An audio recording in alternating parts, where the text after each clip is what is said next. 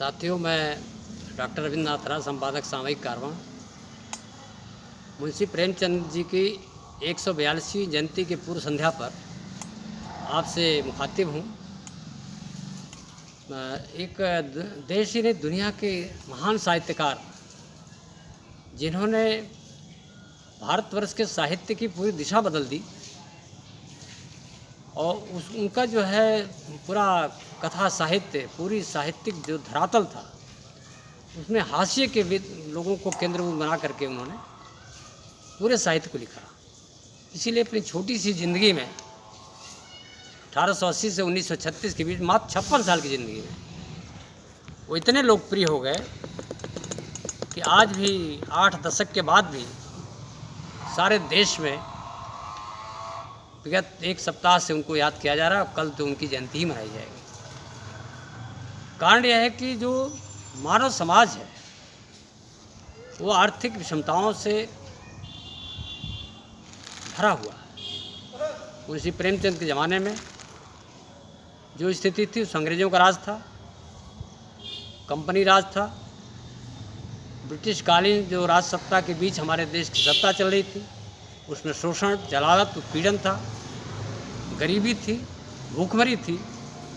आज जो है आज़ादी के 75वें स्वतंत्रता दिवस को हम मना रहे हैं, अमृत महोत्सव कर रहे हैं, लेकिन हमको हमारे सामने एक सवाल है कि क्या उस वर्ग को, जिस वर्ग के बारे में मुंशी प्रेमचंद ने चिंता जाहिर की थी, जिस गोबर, धनिया, हीरा, मोती, तमाम जो घीसू माधव को उन्होंने अपना पात्र बनाया था, उनकी जो आर्थिक स्थिति थी, जो सामाजिक स्थिति थी, उसमें कोई बदलाव हुआ कि नहीं हुआ? यह अमृत महोत्सव किसका है? ये मल्टीनेशनल कंपनियों का है, देश के शोषकों का है, सुविधा भोगियों का है। हैव नॉट तो जहाँ था वहीं रह गया। उसको तो चिकित्सा की चिंता है, शिक्षा की चिंता है, रोटी की चिंता है, गरीबी, हर तरह की मार को खाते हुए आज वो अपना जीवन जी रहा है। तो देश की आज़ादी का मतलब क्या रह गया? इसलिए जो मुंशी प्रेमचंद, आज आर्थिक युग है, मुंशी प्रेमचंद ने उसी समय लिख दिया था कि दुनिया में केवल एक ही संस्कृति है और आर्थिक संस्कृति है। आर्थिक व्यवस्था जब तक ठीक नहीं होगी, आर्थिक विषमता जब तक ठीक नहीं होगी, तब तक ये समाज आगे नहीं बढ़ेगा। ये सभ्यता के युग में हम नहीं जा सकते। इसलिए उन्होंने साफ साफ लिखा था, किसी भी व्यक्ति को दूसरे के श्रम पर मोटा होने का अधिकार नहीं।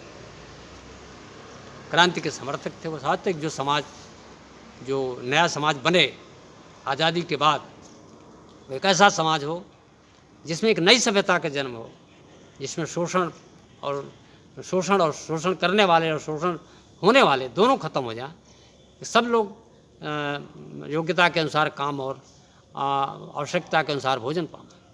लेकिन ऐसा नहीं हुआ। मैं बुद्धिजीवियों से साफ बात कहना चाहता हूँ कि मुंशी प्रेमचंद ने बुद्धिजीवी होते हुए भी अपने को हमेशा एक मजदूर की लाइन में रखा और वे कहते थे कि मैं एक ऐसा मजदूर हूँ कि मैं अगर कुछ दिन भर में कुछ समाज के लिए लिख नहीं लेता हूँ तो मुझे रोटी खाने का कोई अधिकार नहीं। लेकिन आज के जो बुद्धिजीवी हैं वो इस उनके मुंशी प्रेमचंद के संदेश को भूल चुके हैं। वो भगत सिंह के उस संदेश को भूल चुके हैं जो उन्होंने कहा था कि अगर गोरे अंग्रेज़ की जब काले अंग्रेज आ जाएंगे तो सामाजिक व्यवस्था में कोई परिवर्तन नहीं होगा और देश आगे नहीं बढ़ेगा। मुंशी प्रेमचंद ने भी उसी बात को कहा था कि अगर जान के बदले गोविंद बैठ जाएंगे और अंग्रेज़ के बदले भारतीय बैठ जाएगा तो भारत की जो आर्थिक, सामाजिक, राजनीतिक व्यवस्था है उसमें कोई परिवर्तन नहीं हुआ। आज हम देख रहे हैं कि कोई परिवर्तन नहीं है। देश का जो बहुसंख्यक हिस्सा है वो रोटी, कपड़ा, मकान से ग्रसित है, वो शिक्षा, चिकित्सा से ग्रसित है। इसलिए आज हमको मुंशी प्रेमचंद को याद करना, उनको श्रद्धांजलि सुमन अर्पित करते हुए मैं आप सभी से निवेदन करता हूँ कि मुंशी प्रेमचंद को खूब पढ़िए, क्योंकि उन्होंने एक ऐसा धरातल दिया साहित्य के अंदर जहाँ से गरीबों के उत्थान की एक नई रोशनी, नई किरण दिखाई देती है। जय हिंद।